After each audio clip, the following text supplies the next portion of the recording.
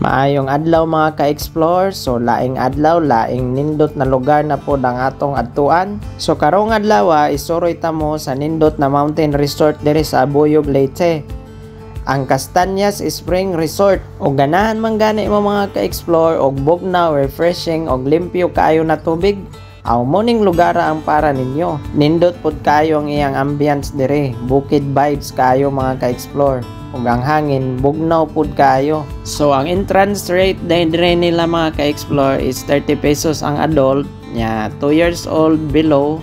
Bali free na siya. Ang ila pod cottages is naa silay 500, napod silay dako na cottage which is 1,000.